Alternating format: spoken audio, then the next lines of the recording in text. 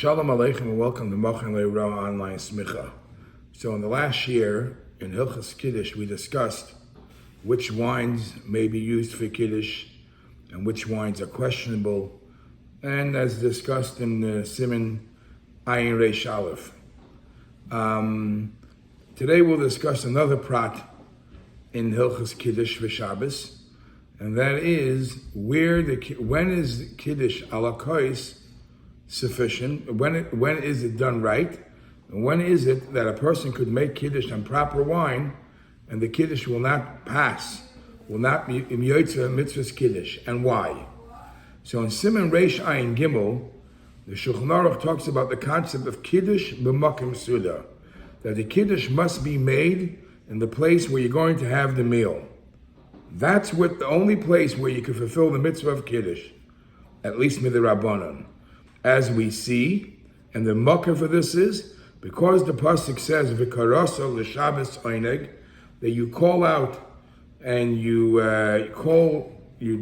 sanctify, you make holy the day of Shabbos, and it's a pleasure.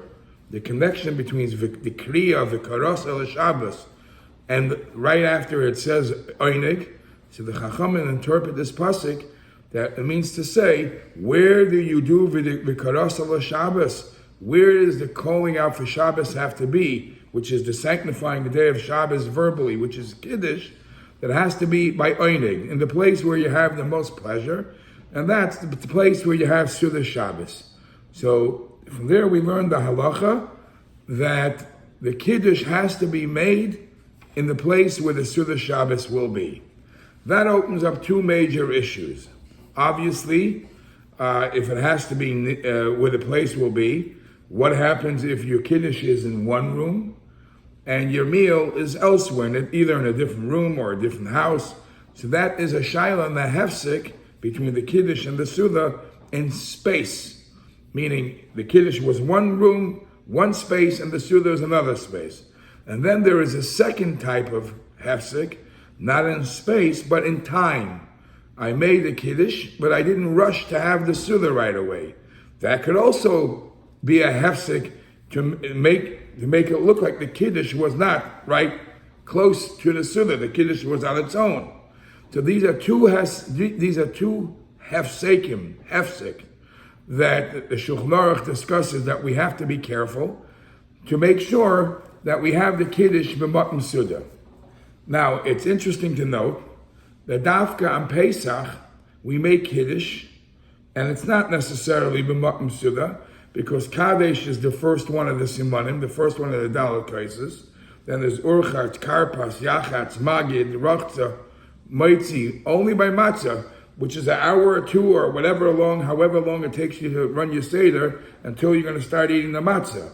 So why on Pesach you're able to fulfill the mitzvah of Kiddush a long time before the Makom Sa'uda? So this is brought in Poskim. This is because since in Pesach we're saying the Haggadah right after the Kiddush, the Haggadah is not considered a hefsek. In the terms that the halachic svarim use, Haggadah is considered a tzorech achila.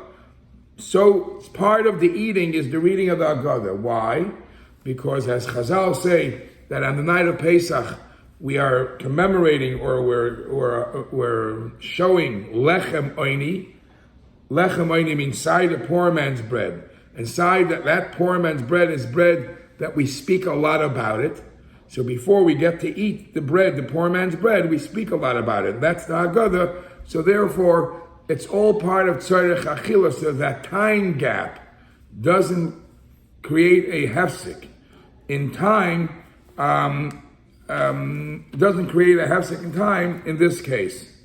Now, the same is in a regular Shabbos. A regular Shabbos, you have to be very careful, or Yom Tov, you have to be very careful that in between the Kiddush, you don't let too much time pass. Okay, how much is too much? It's very funny. The Alter Rebbe uses the word ma'at. Just too much time. You basically eat whatever will pass as Sa'uda. Eat that as soon as you could. It doesn't give you too much of time For it, now you have to understand, if what you made Kiddush and you didn't have a Seudah right away, it doesn't connect, then your Kiddush wasn't a real Kiddush. So when you do go sit down to eat, you're not allowed to eat before you make Kiddush. So you're in a dilemma. Make sure that your Kiddush is a real Kiddush. Now, so it has to be done b'makam Sa'уда. What is a Sa'уда? What is the Sa'уда? And then I'll tell you what it says in Shulchan Aruch, and I'll tell you, and you could see what people do in your shul when they make a quick Kiddush, they eat some crackers, or they might even drink wine. But what it says in Shulchan Aruch, I mean, if you translate the word as is, the Kiddush should be b'makam Sa'uda, is where you eat. The Bir Halacha, the Mishnah Brura brings that the Gra was a makbid. He brings from the Ma'aser Rav from the Gra was makbid that he only made Kiddush where he actually ate the Seudah. And he didn't make Kiddush just on cake or on anything else. And now that's a chumrah that the Gra says. Gra did. And we know that that's not what the Minhag HaOlam is. Minhag HaOlam is to make Kiddush where there's at least mizoynus or something like that. But at least you should know that there is such a concept. Others say at least Friday night, where Friday night is the main Kiddush, preferably that the Friday night Kiddush should be Samach L'Seudah, should be next to the real meal. Shabbos by day, it's already a second Kiddush, so over there people are more makel in this point. Now when I spoke about time, a lot of times people make Kiddush, and then they wait for the food to be brought into the table, or they wait for some other people to sit down, the more guests to come. Remember, those are all questions, how much you're able to stretch that time period between the Kiddush and the Seudah. Now let's talk about what is plan B, or what does Seudah mean, that if you make Kiddush and this part of the Seudah is there, it's considered Kiddush or Makom Seudah.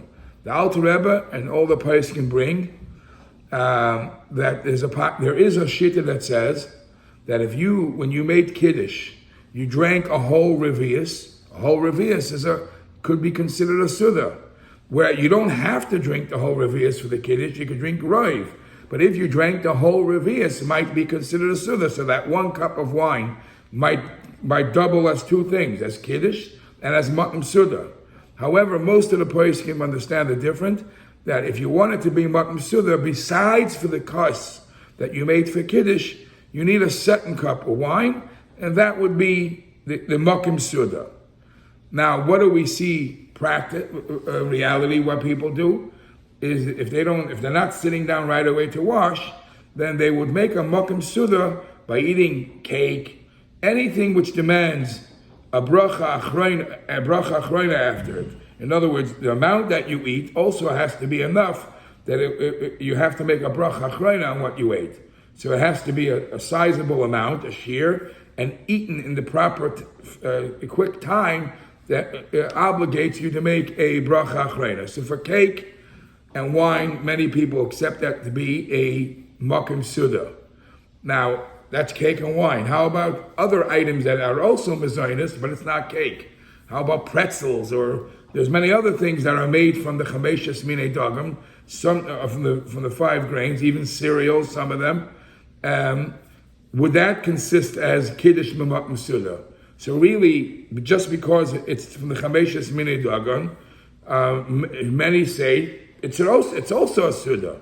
However, others challenge it. Others hold that it has to be specifically food items, that if you eat enough, it consists as a seudah. You might have to wash, you might have to make a bracha achrona. And because not every item from the 5 grains has that, so that would not be a makom seudah.